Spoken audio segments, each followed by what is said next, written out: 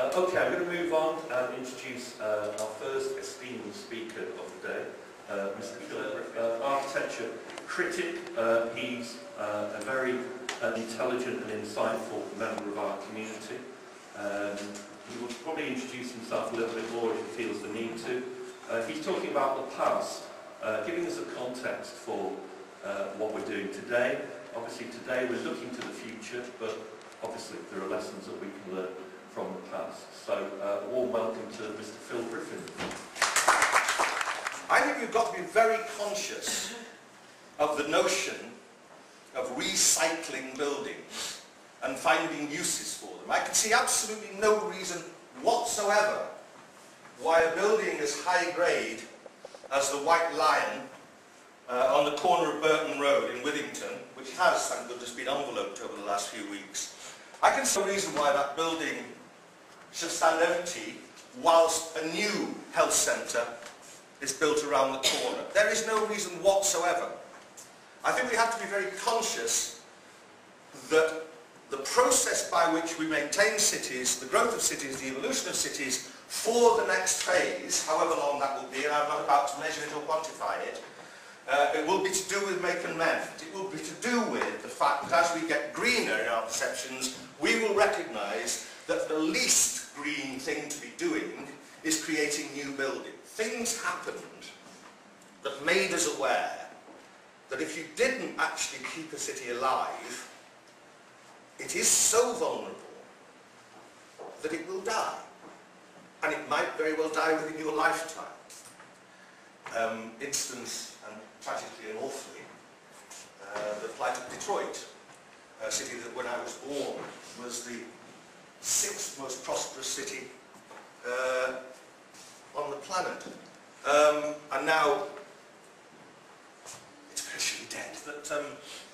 That we've become a little too accepting of is that buildings will be torn down and that what replaces them are buildings of far lesser value and are far more mundane. The other thing that I think is pretty important to recognise is that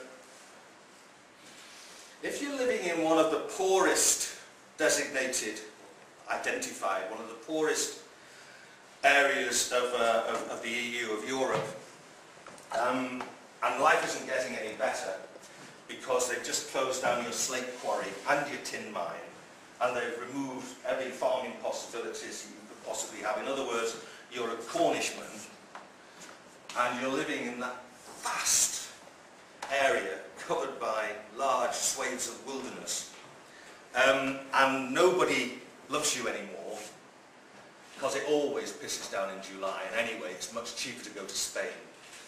And isn't it grisly, and what am I going to do, and I've got to get out of here very quickly.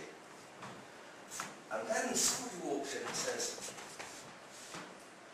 I just bought that. And you go weird, or what? What's that? And you say, well, they call it a wetsuit. And I just got it in California. A man called O'Neill invented it. I'll have a bit of that. So 2 decades later, the very condition that you were bemoaning, the crap weather, and the fact that nobody loved you, has completely been turned on its head. You stand in a car park at Watergate Bay when the wind's blowing 12 knots and it's pissing down. The place is packed with people peeling themselves in and out of wetsuits. Not something I'm going to take up in my later life, I might tell you.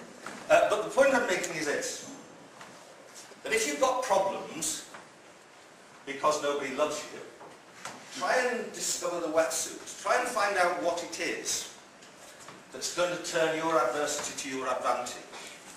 So no, the individual traders are very important.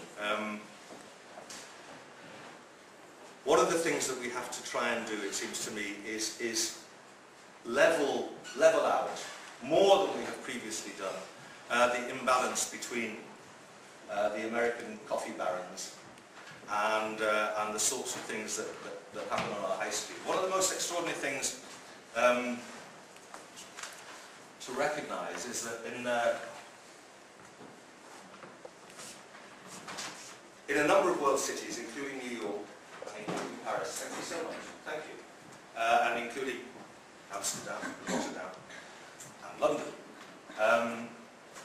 A lot of high street traders are individual. So if you're strolling through Soho in the morning, or indeed through Smithfield or Clerkenwell, you aim for the Italian cafe that knows your order and that knows you like mayo on one slice and butter on the other slice, and that knows that your wife is going into hospital next week expecting your second child. Those people, those individual people whose mothers and grandmothers are still behind the counter, still speaking Italian to each other, they are actually on the streets of, and in core positions on the streets of, I believe, the greatest city in the world. Second greatest. London works in a way that allows individual businesses to flourish, and has done, largely because there's nothing more empowering than prosperity, and there hasn't really been a moment since Queen Victoria came to the throne when London hasn't had some sort of burgeoning prosperity, which I'd like to talk a little more about in a moment. But this aspect of individual trading seems to me to be very important. One of the things that's happened in my lifetime, which I find extraordinary, is that we've actually bought into the notion of the £3 cup of coffee. How on earth did we allow that to happen? It is just extraordinary that most of the money that is spent between the hours of midday and 2 o'clock, between the hours of 10 in the morning and between the hours of whatever at 9, goes into the coffers of an American multinational and is shipped out of the country. There's no great tax on Starbucks coffee, incidentally, as opposed to 70% tax on beer. If you want to do your nation some good, drink more, I say. But it's extraordinary that on the first decent day around Easter in 1990, I watched a policeman, a motorcycle policeman, prop his bike up, put it on its stand, and walk into the bar next door to my office. My office was on Canal Street, 46 Canal Street. The bar was called Manto. And Manto had opened the previous December. And it was run by 2 people, Peter Dalton and Caroline Scope. And I know because Peter rang me soon after, that policeman had gone in and asked to see the manager.